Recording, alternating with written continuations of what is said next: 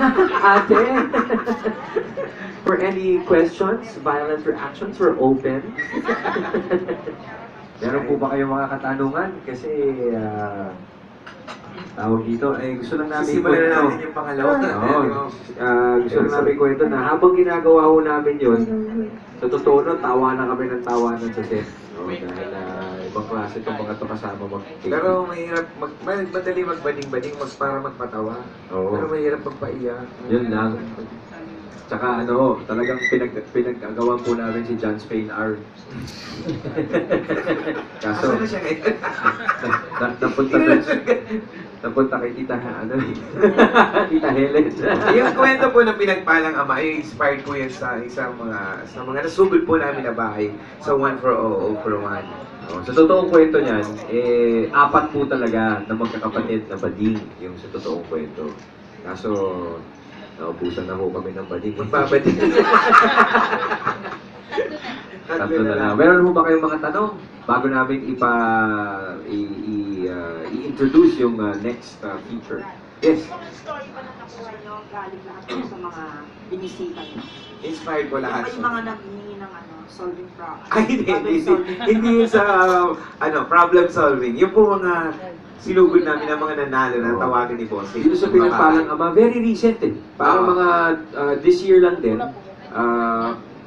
ano ba? 20, last year pa pala. Pero ako naaalala ko pa nung binisita nila Yung pamilya. tatay ang nanalo, magkahiwalay na sila ng asawa niya. Tapos Naiwan yung yung mga mga anak, na lahat Becky. Oo, apat na Becky tapos may dalawang babae na anak din sa totoo. At yung iba pa, ganun din. Yung mga iba pang istorya rito. Hango din sa One for All, All for One. Yung pagpili sa role, kasi di ba may episode, paano yung sino yung pumili ng character, sino yung nag-decide na Dinaan sa ganda. Ay, di. Diba? Ay, hindi na-sign lang din ho sa amin. So, I think our creative staff would be best answering that question. Kasi, ano bang... Hindi ko alam kung paano Naghihiwalay tayo Oo. talaga sa ilang istorya.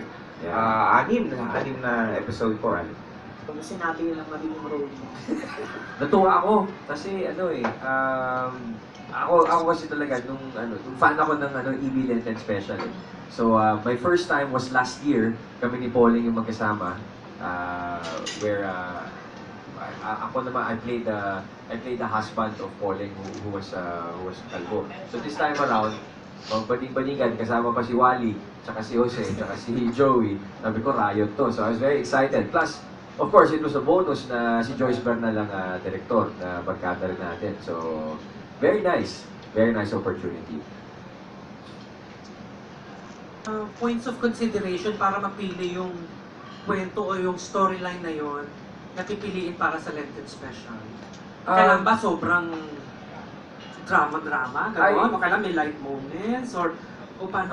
Again, I think it's best, your question would be best answered by our creative staff. Pero sa pakiramdam, ako personally, sa pakiramdam ko, nung napanood ko pa lang sila Wally and Jose na sumugod sa pamilyang ito, they were a very entertaining family to begin with. Dahil yung ama nila talaga, kung paano pinortray ni Joey, gano'n talaga siya kabait at kalumanay at tanggap na tanggap niya yung mga... Oo, tsaka yung mga sinugod namin siguro na pili dito, yung may mga kakaibang istorya na sa buhay, sa totoong buhay na kahanga-hanga, na nakaka-inspire talaga. Ha?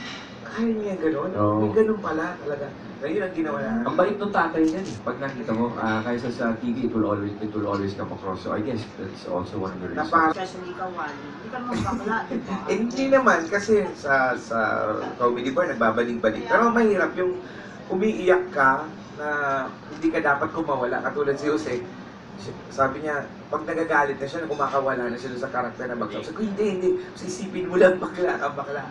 Ayun lang. Kasi minsan pag hindi ka naman talaga balik, pag yung totoo na, umiiyak ka ng madulol ka na, lumalabas yung lalaki part eh. Kaya mahirap talagang yung karakter na baling-baling na nagdadrama. Mahirap panindigan. Ano ka-driving sa'yo? Crime scenes? You know, kahit ako hindi ko maintindihan yung nangyari nung araw na yun. Kami kasi dun sa set, tawanan lang ng tawanan. But I guess it really helps na ang katrabaho mo ay mahuhusay din. So, for one, the script was just straightforward, no? Wala nang paligoy-ligoy. So, just reading the script helped. Tapos yung mga katrabaho mo, sila Jose, sila Wally, Joey, ibang klase. And then, Joyce Bernal giving instructions. It just felt natural. Hindi siya ano, naranasan ko na rin naman na umarte sa mga soap opera noon na kinailangan ng mga iyakan. This taping, I think, just came naturally. Siguro ano, it was a good day that day. I would like to think. It looked very natural. Salamat. Thank you very much. Alright, that's it. Any more questions? Thank you very much. Because not that we're hurrying this along, but we'd like to introduce the next story. Ang pamagat ng susunod nating story ay Lukso ng Dugo. Lukso ng dugo. Ito ay kwento ng magkakapatid na pinaghiwalay ng kahirapan. Pinagbidahan nito ng dalawa sa pinakasikat na child stars. So, iba't ibang Generation. henerasyon. They're the best of their generation. Of course, we're talking about Aiza Sigera and Raisa May Dizon. Yun, dinirect rin sila ng dating child star, si Direk Gina Alahar. So, Lukso ng Dugo. Sabi mo, imbita mo na siya manood. Naku, magandang po yun. Kung nagandahan po kayo dun sa episode nila Kuya Ryan, tsaka Kuya Wally, mas maganda po yun. Sige. Eto na po! Lukso ng Dugo. Ito na po. Enjoy.